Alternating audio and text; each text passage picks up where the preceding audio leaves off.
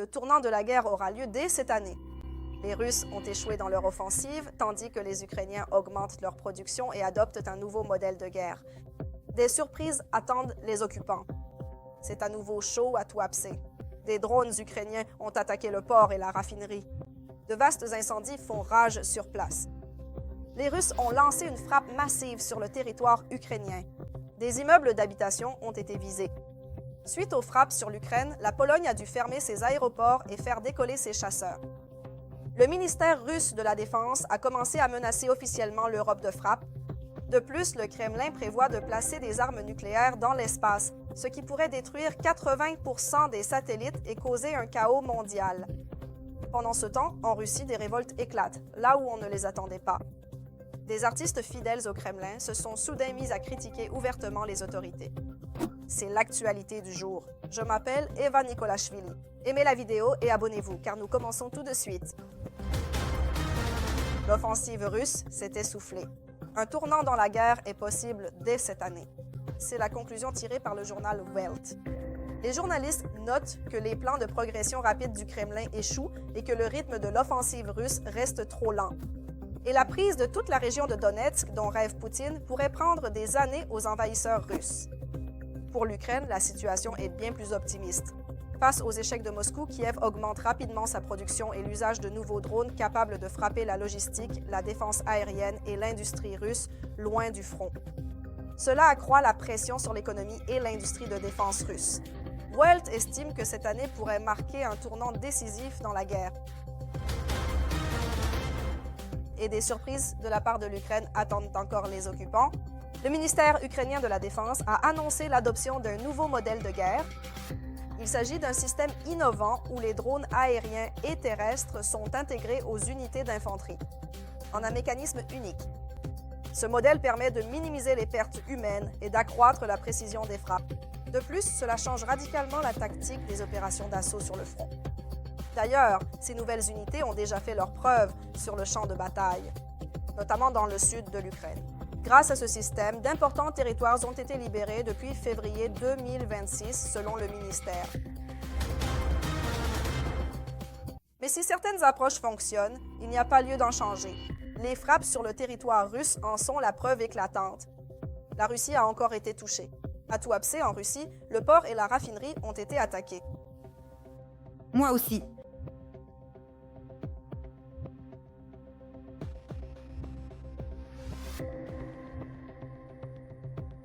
Selon les rapports, au moins 2 réservoirs de pétrole ont pris feu à la raffinerie de Tuapse. Des explosions ont également retenti à Sochi. Les habitants affirment avoir vu des éclairs d'explosion venant de la mer Noire et avoir entendu des tirs. On rapporte entre 5 et 7 explosions dans différents quartiers de la ville. Anapa et Guelenjik ont également été attaqués. Pas plus de détails pour le moment. Des dizaines d'usines de l'Union européenne investissent dans l'armement ukrainien et le produisent. L'Ukraine a signé des accords de défense avec plusieurs pays européens. Les missiles Patriot ne sont plus nécessaires désormais. L'Europe investit dans sa propre défense grâce à l'Ukraine et Kiev semble ne plus avoir besoin de l'OTAN. Quel privilège l'Ukraine tire-t-elle de sa coopération avec l'Europe? Et pourquoi Poutine devrait-il désormais craindre les Ukrainiens plutôt que l'élargissement de l'OTAN? Nous vous en disons plus dans ce reportage. L'Europe veut survivre et elle n'y parviendra pas sans l'Ukraine. L'Ukraine et l'Allemagne ont signé ce mardi 14 avril un accord de partage de données de défense avec des partenaires, prévoyant plusieurs projets communs. Dans le cadre de ce mémorandum, une analyse de l'utilisation des systèmes de missiles allemands sera effectuée sur la base de données de combat. Cela permettra d'accroître l'efficacité de leur utilisation et d'améliorer la tactique. L'Ukraine partage avec ses partenaires des données uniques du champ de bataille pour l'entraînement et l'amélioration des modèles d'intelligence artificielle et des solutions analytiques. De plus, l'Allemagne enverra à l'Ukraine un nouveau programme d'aide militaire. Dans le même temps, la Norvège s'implique également. L'Ukraine et la Norvège ont signé une déclaration de partenariat de défense. Les pays prendront des mesures pour favoriser une coopération plus étroite entre les industries de défense des deux nations, dans le but de développer de nouvelles technologies et d'augmenter les volumes de production. Et c'est précisément grâce à l'Ukraine que l'Europe renforce sa défense. Parce qu'aujourd'hui, l'Ukraine, par son exemple, son implication et sa résistance à l'agression russe, a montré à l'Europe, au continent européen, à l'Union européenne, y compris à la composante européenne de l'OTAN, qu'un système de coordonnées de sécurité propre est nécessaire pour faire face, tant à la Fédération de Russie qu'à toute autre agression potentielle, à l'agression en général. Aujourd'hui, les Européens ont, selon moi, largement réalisé que la construction d'un nouveau modèle de sécurité, y compris au niveau mondial, est d'abord impossible sans l'Europe et que par conséquent, l'Europe ne peut se passer de l'Ukraine. Comme en sont convaincus les experts, l'armée ukrainienne est aujourd'hui la plus apte au combat sur le continent européen. Après tant d'années de guerre et surtout la phase active du conflit russo-ukrainien, cela pourrait constituer le fondement de ce qu'on appelle l'architecture de sécurité de toute l'Europe. Une nouvelle confirmation en est la signature d'accords avec la Norvège et l'Allemagne. Et ce ne sont pas de simples déclarations, mais des plans d'action concrets, riches de sens pratique, définissant qui fera quoi. En fait, c'est précisément la production, c'est le renforcement de la capacité de défense. De plus, une dizaine d'usines de l'Union européenne ont entrepris de fabriquer des armes ukrainiennes. Dans le cadre de l'initiative Construire avec l'Ukraine, nos entreprises de défense ont déjà fondé 11 coentreprises avec des fabricants étrangers. Tout ce que les armuriers ukrainiens et étrangers produiront ensemble sera destiné aux besoins des forces armées ukrainiennes. Alors même que l'Europe couvre la majeure partie des coûts financiers, elle investit ainsi également dans sa propre sécurité. Et l'Ukraine, je dis déjà que l'Ukraine, dans ce système de sécurité, est un État fondamental, avec une armée prête au combat, la meilleure armée au monde, avec des développements techniques et d'armement, avec la perspective de développer diverses technologies qui seront utilisées, sont déjà utilisées et le seront prochainement lors des combats. Et l'aide de l'Europe, à mon avis, non seulement elle ne va pas diminuer, elle va au contraire augmenter. L'Ukraine a beaucoup à offrir pour la sécurité de l'Europe. Mais la question est, y a-t-il un avantage pour l'Ukraine elle-même dans ce cas? Car l'Europe construit sa sécurité aux dépens de Kiev. Pourtant, l'Ukraine n'est pas encore la bienvenue au sein de l'OTAN. Il s'avère qu'il y en a un, et de taille. Que reçoit l'Ukraine? L'Ukraine obtient un statut d'acteur à part entière. L'Ukraine reçoit un soutien financier. Probablement l'un des plus importants au monde aujourd'hui, si ce n'est le plus important, oui. Et c'est l'occasion de développer nos technologies, de renforcer notre sécurité. Oui, en fait, c'est avant tout la protection de l'Ukraine. Nous construisons nous-mêmes, de nos propres mains, avec l'aide des Européens, la défense de notre État pour chaque Ukrainien et Ukrainienne. Les avantages sont donc évidents ici. La démilitarisation de Poutine est un échec. Le dictateur du Kremlin craignait tant l'élargissement de l'OTAN qu'il se retrouve avec une Ukraine encore plus forte et mieux préparée à ses côtés. Et ce ne sont plus les missiles occidentaux qu'il faudra craindre, mais les missiles de fabrication ukrainienne.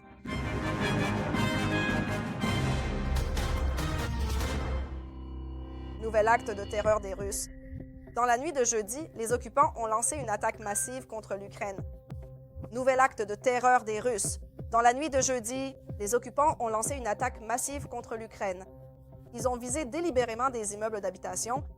Ce matin, on dénombre 14 morts et plus de 90 blessés à la suite de l'attaque sur le territoire ukrainien.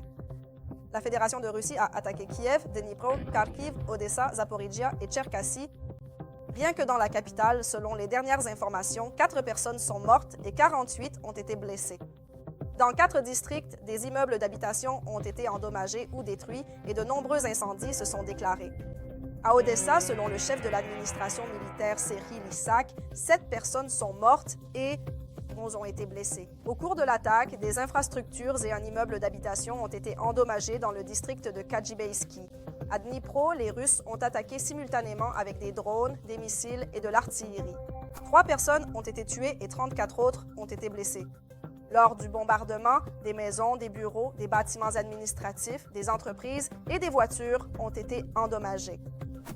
L'attaque massive de la Russie contre l'Ukraine a également eu des répercussions sur les Polonais. Suite aux frappes sur le territoire ukrainien, la Pologne a fermé les aéroports de Lublin et de Rzeszów et a fait décoller son aviation de combat.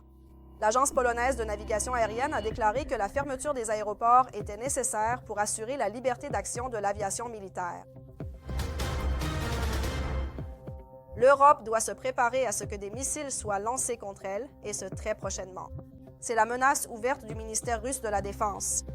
Le ministère russe a évoqué une prétendue escalade brutale et des conséquences imprévisibles en réponse à l'augmentation de la production et des livraisons de drones à l'Ukraine. De plus, le ministère russe de la Défense a publié une liste de cibles d'entreprises européennes qui, selon Moscou, produisent des drones d'attaque et des composants pour l'Ukraine. Le Kremlin affirme que le 26 mars, les dirigeants de plusieurs pays européens ont décidé d'augmenter cette production. Aussitôt après, le vice-président du Conseil de sécurité russe, Dmitry Medvedev, a pris la parole pour déclarer que la déclaration du ministère de la Défense devait être prise au pied de la lettre. Le moment où les frappes deviendront une réalité dépendra de la suite des événements. Dormez tranquille, partenaires européens, a écrit Medvedev. Je vous rappelle simplement que la Douma d'État russe a adopté en première lecture un projet de loi élargissant considérablement les pouvoirs de Poutine concernant l'utilisation des troupes à l'étranger. Le document permet de les envoyer dans d'autres pays sous prétexte de protéger les droits et libertés des citoyens russes, prétendument poursuivis par des tribunaux étrangers. La Russie veut placer des armes nucléaires dans l'espace qui, en cas d'explosion, pourraient neutraliser 80% des satellites et provoquer un chaos mondial. C'est ce qu'a averti le général Stephen Whiting, chef du commandement spatial américain, dans un commentaire au journal The Times. Selon lui, la Russie pourrait en fait organiser un Pearl Harbor spatial. Le général Whiting souligne que les États-Unis sont très préoccupés par les projets du Kremlin.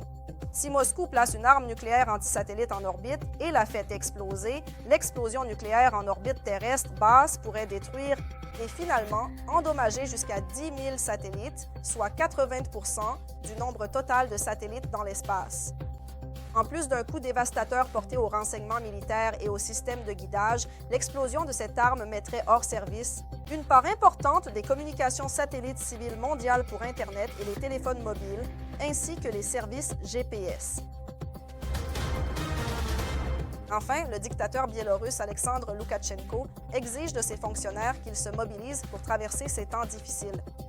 Ce qui se cache derrière ces phrases alambiquées de l'usurpateur biélorusse, nous vous le dirons dans ce reportage.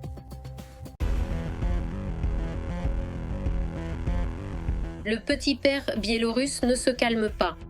Non seulement nous ne resterons pas en vie, mais nos subordonnés non plus. Loukachenko a une nouvelle crise d'anxiété. Le dictateur exige que ses subordonnés se mobilisent pour garder la situation sous contrôle. Mais laquelle exactement, ce n'est pas clair. Nous devons nous mobiliser maintenant pour survivre à cette période difficile et d'ailleurs une période incertaine. Il a également déclaré qu'il ne savait pas à quoi préparer le peuple. L'avenir reste incertain et il est impossible de prédire l'évolution des processus mondiaux. En tant que président, je ne sais pas à quoi vous préparer. Voilà, nous travaillons pour vivre. Un seul slogan, travailler pour vivre. Pas seulement survivre, mais vivre. Et après, personne ne sait ce qui va se passer, ce que les puissants de ce monde vont encore inventer. Plus tôt, le 1er avril, Loukachenko a déclaré que la Biélorussie se préparait à la guerre. Nous sommes absolument contre la guerre, surtout nos officiers, nos soldats, les forces armées, parce que nous savons ce qu'est la guerre. Nous ne voulons pas de la guerre, mais l'armée est faite pour ça. Si soudain quelqu'un décide de nous parler et de nous regarder à travers le viseur d'une arme, nous répondrons « C'est à cela que nous nous préparons ». Depuis janvier, une inspection surprise et complète de l'état de préparation au combat des forces armées, initiée par Loukachenko, a eu lieu en Biélorussie. Selon le président autoproclamé, cela était nécessaire pour vérifier comment les unités agiraient en temps de guerre. La détermination des forces armées à repousser l'ennemi, la volonté de réagir instantanément à tout mouvement agressif vers nos frontières et la garantie absolue de la paix et de la sécurité de l'État. Loukachenko, qui dirige la Biélorussie depuis plus de 30 ans, reste le principal allié du Kremlin. En 2022, il a offert le territoire du pays comme base pour une invasion à grande échelle de l'Ukraine et maintenant il accueille également des armes nucléaires tactiques russes. En fait, la Biélorussie est devenue un outil clé dans les plans militaires de Moscou. L'idée est absolument la même. Vous connaissez nos idées, nous les connaissons. Les idées russes, c'est une seule patrie. De Brest à Vladivostok, nous n'avons qu'une seule patrie. Loukachenko n'est pas autonome dans la prise de décision concernant la participation de la Biélorussie. que ce soit une participation directe à la guerre contre l'Ukraine ou, par conséquent, la possibilité d'une répétition du scénario de 2022. Je vais expliquer de quoi il s'agit. La Chine considère la République de Biélorussie comme une zone de son influence politico-militaire et économique, comme un tremplin pour une future annexion économique sur le continent européen. C'est pourquoi, avant tout, la Chine n'a aucun intérêt à déstabiliser la situation en République de Biélorussie. Ces derniers temps, Loukachenko a également intensifié ses contacts internationaux. Tout récemment, il s'est rendu en Corée du Nord pour une visite officielle au cours de laquelle il a eu des entretiens avec le dirigeant du pays, Kim Jong-un. Les deux parties ont discuté du développement futur de la coopération politique, économique et militaire, ainsi que du renforcement des relations bilatérales.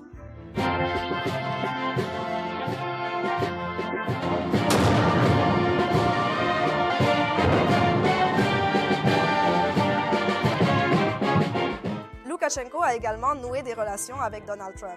La Biélorussie a officiellement rejoint l'initiative de Trump pour le règlement des conflits et le président américain lui-même a déclaré qu'il avait hâte de rencontrer Loukachenko. Loukachenko utilise une tactique bien connue, celle que l'on appelle « passer entre les gouttes », c'est-à-dire qu'il tente de naviguer entre les intérêts de la Fédération de Russie, de la République populaire de Chine et des États-Unis. Il crée ce qu'on appelle des centres de contrepoids, ce qui lui permet de résoudre son problème majeur, à savoir le maintien de son propre pouvoir, et par conséquent la possibilité de le transmettre par héritage. C'est là la question fondamentale qui se pose à Loukachenko. Toutes les manœuvres de Minsk sur la scène diplomatique, le dialogue avec Washington ou les contacts avec Pyongyang constituent une stratégie de survie du régime. Loukachenko cherche des ressources externes et des alternatives politiques, tentant d'atténuer la pression totale et le contrôle exercé par le Kremlin.